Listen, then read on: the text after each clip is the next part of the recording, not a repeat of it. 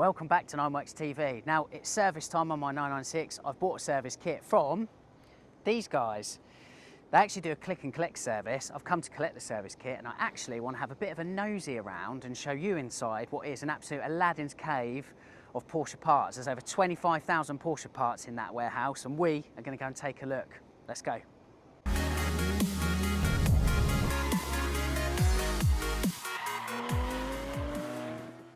Andy. Nice to meet you, man. Yes, likewise. Thank you for letting me come along to Heritage Parts Centre. I'm here for a service kit, obviously, but I really want to have a look around that massive warehouse behind you, if that's cool. Yeah, no worries, yeah. Andy, so first of all, before we walk around the place, give us some numbers, because it's massive. I want to know like, how many parts you got in stock and all of that. We've got about 25,000 different parts. So that's across VW and Porsche. We're about 80-20 on the VW Porsche split. So we got into Porsche about 5 years ago, so it's still kind of early days really for the Porsche stuff. And how long were you doing the Volkswagen stuff before that? 30 years, so we're 36 years I think this year. Okay, yeah. In business.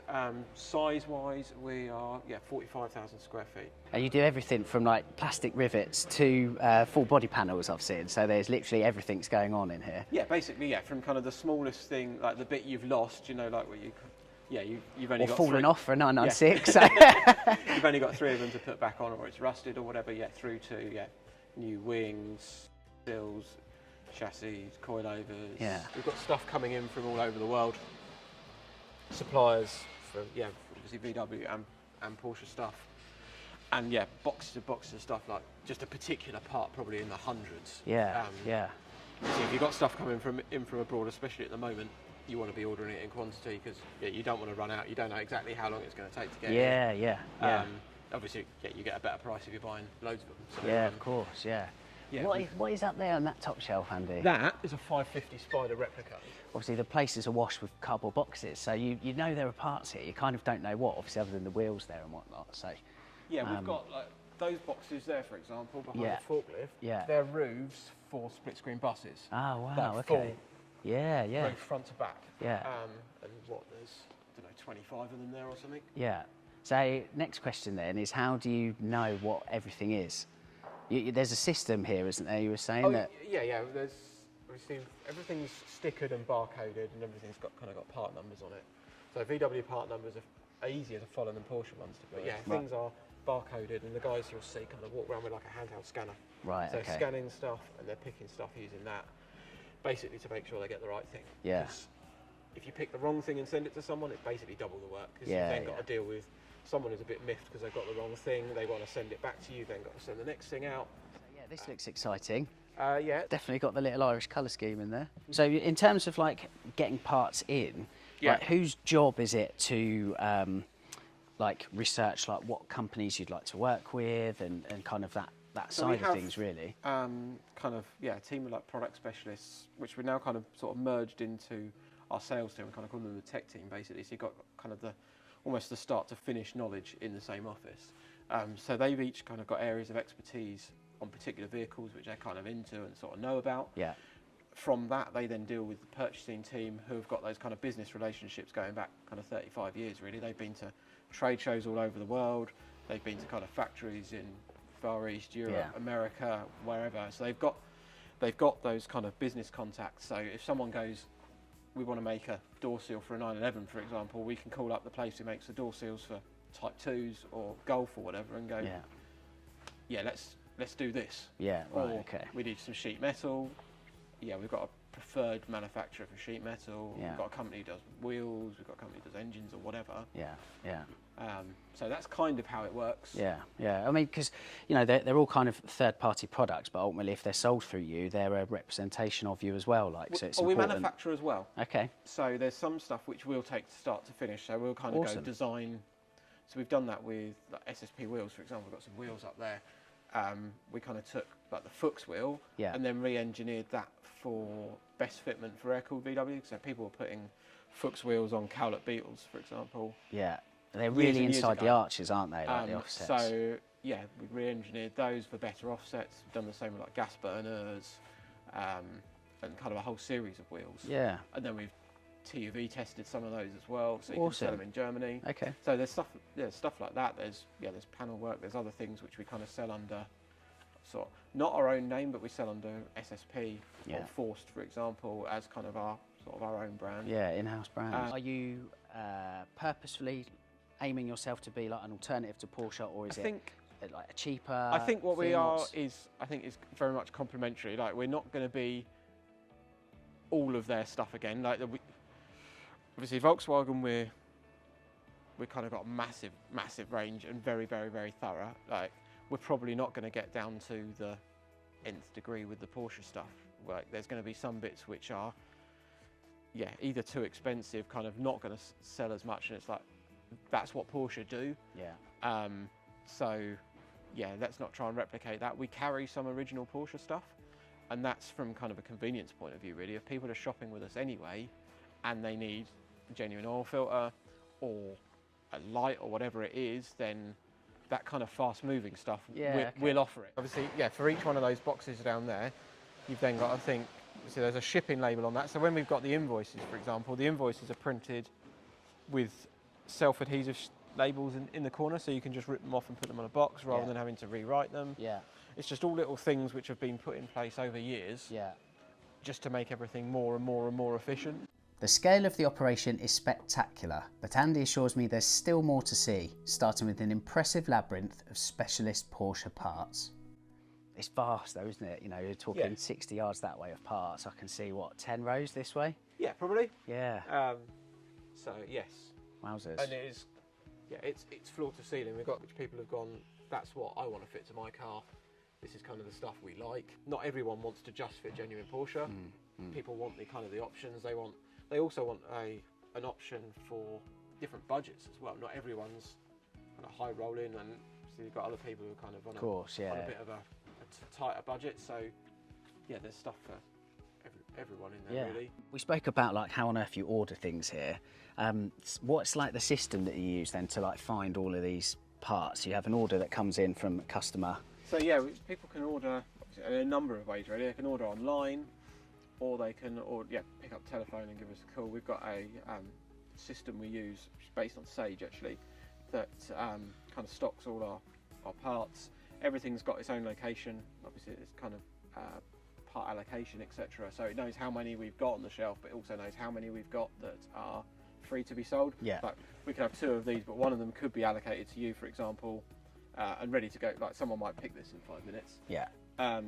It knows that, and then it'll basically pick it out onto a handheld computer. Yeah. So it'll come around with PDA and scan stuff. Yeah. Okay. And, well, you said there's 25,000 parts. I want to find a 996 service kit, and I want to see how easy it is to do that. So should we go and have a look? We'll start on the computer.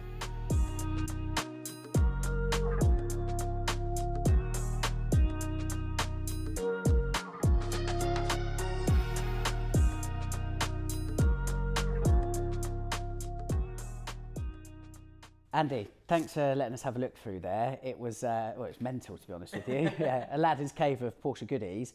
We've got the 996 service kit here, ready to go. I will be paying for that before I run off, so that's absolutely fine. So, like, talk to us then, like, running this, it's a real kind of, it's a logistical machine. How much have you guys kind of struggled with, like, supply issues for the last year, if at all? Yeah, supply is an issue kind of across, I guess, a lot of industries, really, because not only have, obviously, we've had lockdowns in our country, and some businesses have had to close. You also kind of got to take into account that businesses, factories, manufacturing places in other countries have also had to close, and potentially they've had to close for a lot longer. So that then has a knock-on effect. So with like the volatility of that, in terms of, you mentioned to me off camera previously about like the cost of containers. Yeah. So obviously you have to protect margins as a business. So you'll have to constantly fettle kind of prices your end appropriately, I suppose. Yeah. So we've got a guy who kind of works as a price analyst basically, and he's not only making sure that we're in line with kind of competition and obviously offering a product at a competitive price, but equally we do need to look at a bottom line, because we can't be selling stuff at a loss. And like kind of shipping prices, a container's gone from kind of £1,000, £1,500 up to kind of £5-6 grand to get a container in. which is ridiculous. I think that that is across the board. Like your supermarket shops now more expensive. I guess maybe you're feeling the pinch a little bit more because not everyone needs everything. Kind of an industry built around a hobby or whatever. So potentially you can go without your new set of coilovers for a month. Off the back of that, and again something you mentioned off camera, the split between like B2C customers and then like just like your like commercial fulfillment is pretty kind of split 50-50. It's pretty 50-50 really. Yeah. It's, obviously we kind of, the traders, we've gained kind of a relationship with those guys over time. That also, it works in a number of ways. It means that we can order a larger quantity of something and kind of know that we've got people wanting it all the time, like filters or whatever. We know there's garages out there who need those things, and then obviously you've got kind of your individual customer who needs the ones and the twos. If we were just ordering for them, obviously we'd then be ordering less of them, we'd be paying more for them, so potentially there'd be more money at the end of the day. So that kind of keeps the cash flow kind of rolling, really. The fact that you've got those guys buying stuff day in, day out for that amount of vehicles. You have a lot of parts for like the air-cooled cars. You're almost like the other way round, which is refreshing because traditionally the parts for older cars are harder to come by. But you've got lots and lots and lots of parts for the air-cooled generation of Porsche. Do you intend to, I suppose, expand for like 996, 997, 991 going forward? Or? Yeah, I think, at the moment we're kind of up to 997. Our range and our kind of our product offering works best on the vehicles generally where people are kind of doing restoration work. Yeah. So as soon as kind of the welder comes out, that's kind of when, if you're replacing that panel, you've also got to replace that seal. Potentially you've got to do, all the rest of the stuff which goes with it. And I guess the 997, 996 stuff is kind of service maintenance and kind of modification. So we're not yet into maybe people doing restorations on those vehicles, but I guess at some point it's going to come. There is a larger offering with kind of the metalwork, etc. for those I guess the classics. Even like 996 is 25 years old next year, 2022. So people are investing in those models a bit more. I think same with kind of 997 coming up. So it's great that you have an infrastructure of parts and a catalogue of parts in place there. But I think what impressed me so much was just how extensive that air-cooled again, like catalogue of parts was. You've got a place in Germany as well. Is that like specifically to cater to like European customers, or is it just? So we've got a distribution centre in Bremen. So basically a much smaller warehouse, which is carrying a lot of our kind of most common lines, basically. So it's generally being fulfilled from stock here. So we have kind of weekly shipments out of here, although we're getting deliveries into that place as well from international suppliers. So for some suppliers, for example, you'll pay a tax into the UK and then you'll pay a tax on the way out. Oof. So if that's as a seller, so if you're able to hold it not in the UK, then obviously that kind of negates that additional cost, which eventually is going to get passed on to the customer. The stuff that's in Germany, that we're using that distribution centre basically to fulfil our European orders. So if you're in France, Germany, wherever, and you're placing an order from us, it will be fulfilled through there because then you're not paying the additional kind of export, etc. post Brexit. So generally it's better for the customer, but also there are some benefits for us. All right, Andy, well look, you're serving the enthusiast well. I'm paying 0 postage on this. It's a click and collect job. So thanks for the 996 service kit and like I say, for showing us around. So appreciate your time. No worries. Thank you.